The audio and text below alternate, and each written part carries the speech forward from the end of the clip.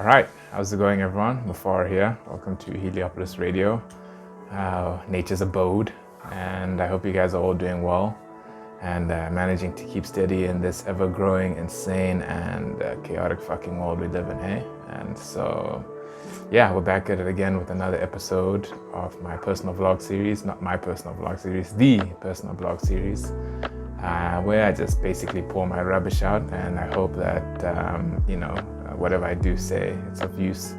If not, at least you'll be entertained, right? And so, there's no lose situation. And so, picking up where I left off, if you recall, I was talking about the chakra system and various areas and dimensions of addiction that tend to manifest, but then not only that, just the interconnectedness between each dimension of our well-being and consciousness, and how addiction manages to essentially lodge its way in through particular weaknesses that we may have in various areas of our conscious experience, or various chakras, if you want to call it that. And I'll just put it out right there, I'm no chakra expert, and my explanation is a pretty new age. I definitely recommend you go and study Eastern philosophies, more specifically the Vedic, or there's also Kemetic, for those of African descent, such as myself. There's a very strong emphasis and study of these energy centers, which are much more in depth and much more profound. I just keep things simple because it's just a personal vlog, so it doesn't have to be too fucking deep. Otherwise, I'll scare people away. And so, so I mentioned, I talked about the first three chakras being the first, second, the root, the sacral, and the solar plexus, and what they kind of represent in a very basic sense in terms of consciousness that's associated with those areas. So a quick summary: the root chakra is more very primal consciousness, our animalistic needs, survival, safety, security, our ancestry, our genetic lineage, also particularly our relationship to Mother Nature itself. So very, very, very basic and very raw. And then the sacral chakra is our inner child, more specifically our creative life force, our ability to create life and also sustain life if you're a woman. And so the patterns of consciousness tend to be our childhood, our parental dynamic, our fantasies, our imagination, our creative fuel in this life. And then we move into the solar plexus, which is actually associated with our ego, particularly how we are seen, or how we seek to be seen in the world, our personal power, our goals, our ambitions, what we believe is necessary for us to feel confident in this life. And today specifically, I thought I'll just isolate this one on its own, because it's quite interesting how I've come to look within it in myself. And again, take it for what you will. It's not 100% accurate. It could be horseshit. Again, so I call it a personal vlog. There's no structure. It's just free flow. But it's the heart chakra. And the reason why I thought I'd talk about it in its own is because it's extremely powerful. And the heart chakra is our connectedness to the cycle of life itself. You could say more so it has to do with your soul and the longings of your heart and what fulfills you in this life, where we strip away our base needs, desires, our ego, our fantasies and sexual whatever, intrigues, and where we really start to get to the heart of things, when we start getting deep into our experience with life itself. And not only that, it's also where we connect with others on a very deep level. And so most of us in this life, in this world, have experienced varying degrees of trauma. And I don't know if I speak for everyone, but I know that there's no one that I could imagine on this planet who is walking without any pains that they've suffered in their heart. Heartbreaks, and more specific with the heart chakra, it's grief, where we store most of our grief in this energy center, particularly if it's a separation, if it's a breakup, if it's betrayal, if it's death. Those have significant impacts on our heart and our ability to love and to forgive and to also be able to accept, which is the major component of the heart, acceptance. And so, like I said, each energy center has a positive manifestation and a very negative manifestation. And so what the heart tends to suffer most is outside of grief, which is the most potent and most painful. It's greed, it's envy, it's hurt, and it's anger, and it's resentment. And when it comes to something such as a soul, whether you believe it or not, you could just think of it as, it could be poetic about it and just think about it as your heart, the way you give and receive in this life. A lot of things happen in life that disrupt that cycle. And I think that's just the very nature of the life we live in, accepting that we are hurt and we will be hurt and we also hurt others. And addiction, how it falls into play is in order to substitute and to make, compensate for hurt that we feel, we always tend to stoop a bit lower than we usually would, and you can see this. People who are in a state of somewhat love and acceptance, people who are in a loving state, they don't tend to have many destructive behaviors that they are participating in unless, God knows, the unique circumstances that happen in this life. But when your heart is in a very good space, you're less likely to have a strong ego. You're less likely to seek power over others. You're less likely to fall into your fantasies, or you're not going to make them the biggest thing, because your heart is full. Your heart is in a state of peace. You're breathing easy, you're calm. And so that's what the heart chakra in its pure manifestation, it's almost a sense of freedom. You're connected to life, you accept things the way they are, you accept people the way they are. When people have fucked you over, or you fuck people over, you somehow, some magical way, and I think that's kind of the beauty within this heart chakra space. And again, this is a very new age basic fucking explanation. The heart chakra is way more complex than the way I'm describing it, but I'm just doing it to make it simple and to make it correlate to addiction, so bear with me. Yeah, and the heart chakra, once you work through your grief and your anger and your resentment, which is it's not like I'm saying it like it's easy.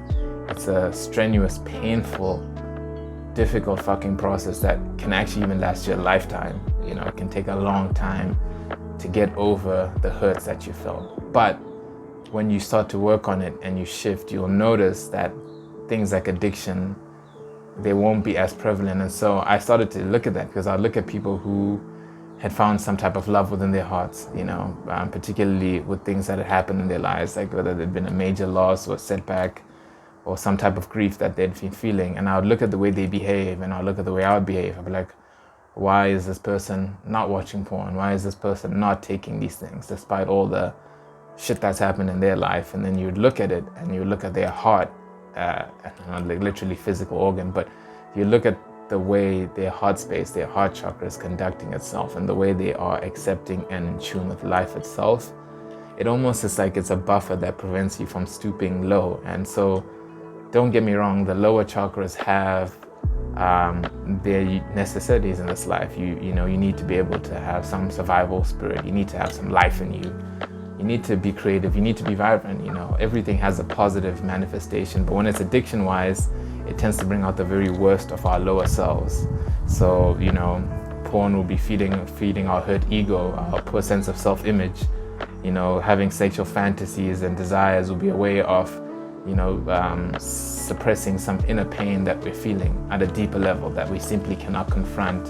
And the stimulus of sexual excitement is a way of numbing ourselves to having to confront those feelings. And ultimately, our upbringing, whether we have had to survive or whether you've been abused, whether you've been an abuser, again, the whole act of addiction kind of essentially fuels those destructive behaviors. So addiction tends to wedge itself way, way deep when our hearts aren't in a good space. And so there's also a danger to the heart space, which is also the intoxication of connectedness to people. And I fell personally victim to this. When you're so kind of enthralled in the idea of connecting to life and accepting things that you overindulge, and you tend to notice that people in our heart space, and if you look at like a traditional hippie, which for the most part I wouldn't consider myself, but the behaviors that come with it are quite destructive, especially when they're not well managed, when they're not balanced. and they're not superseded by high intelligence. But I'm not going to get into that. The danger of the heart space is overindulgence in, freedom. Freedom is a gift, and it's a privilege that you cultivate within yourself. But addiction also can take home on the heart, because the nature of the heart is to accommodate everything. It doesn't push things away.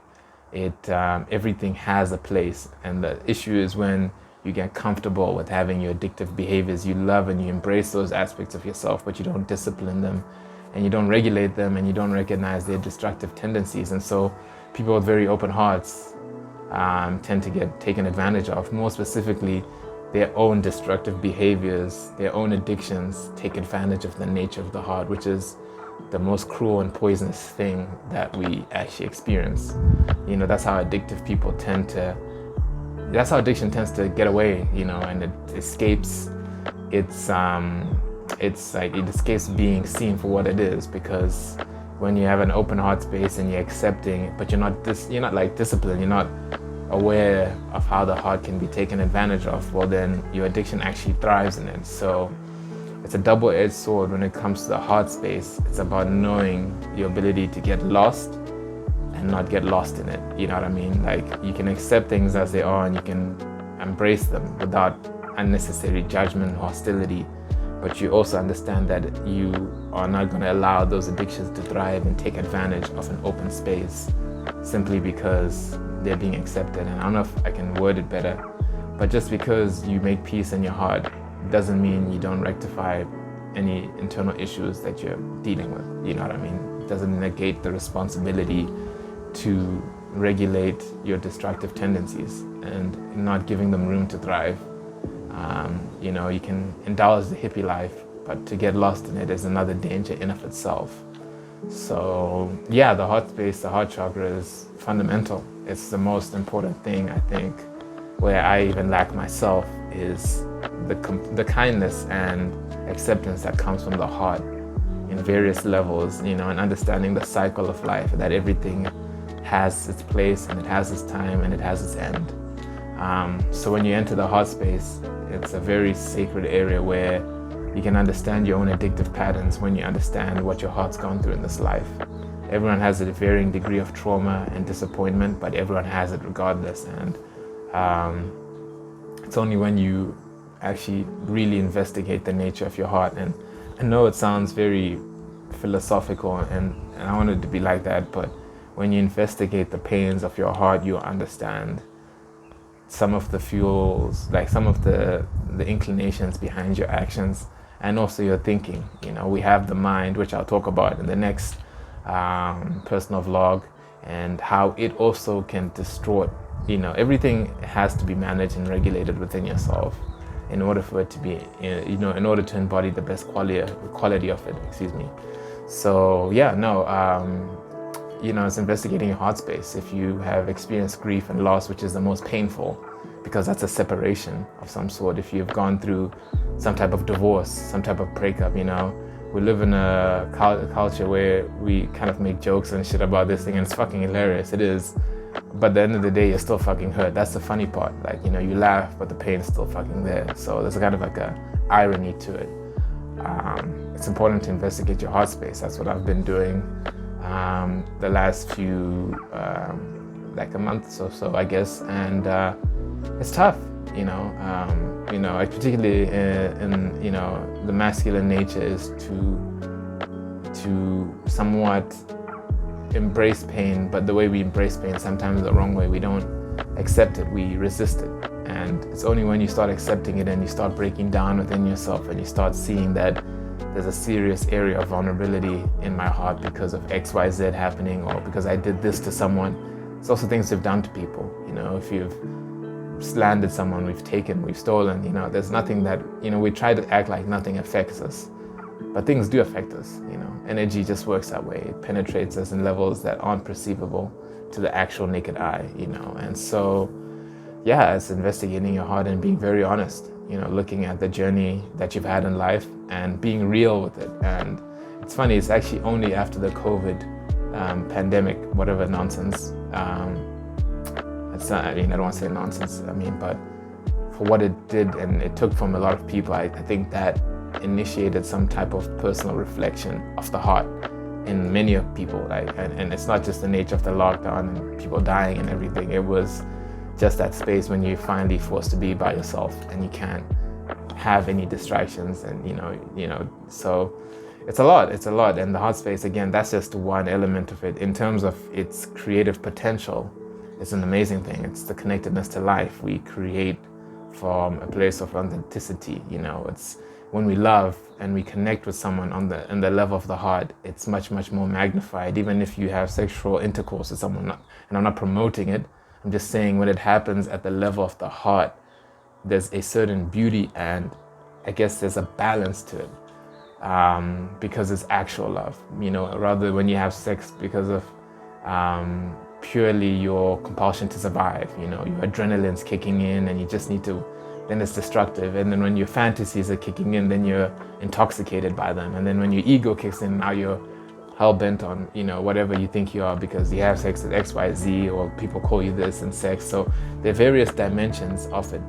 And particularly the lower it goes, the more addiction prone you may be, the more likely your addiction will lodge itself in there. Because when it comes to the heart, other than taking advantage of an open, kind heart, addiction struggles there because it's not addictive in nature. There's nothing, if love is truly authentic and balanced, then, it's harder for addiction to, manifest itself in someone who's cultivated a seriously, I want to say strong heart, but a peaceful heart. A heart that's in tune with itself, someone who's in tune with their soul, or if you don't believe in the soul, someone who's in tune with their inner belief system, their inner core, and who are in tune with just a balanced way of living. They don't overdo anything. And so I hope I didn't ramble on too long. 17 minutes is way too long, but yeah, that was the heart space. And it's a very sacred space, and I recommend you investigate it. And yeah, thank you guys for tuning into the personal vlog, and I shall welcome any comments and critiques. They're necessary for me to become better. Apologies for the sun and the environment. I mean, I'm not going to apologize for the sun. Fuck, I mean, it's amazing. But I guess for the recording quality purposes and all that shit, I apologize. But you know what? We're thugging it out anyway. So thank you. Peace and blessings to the people.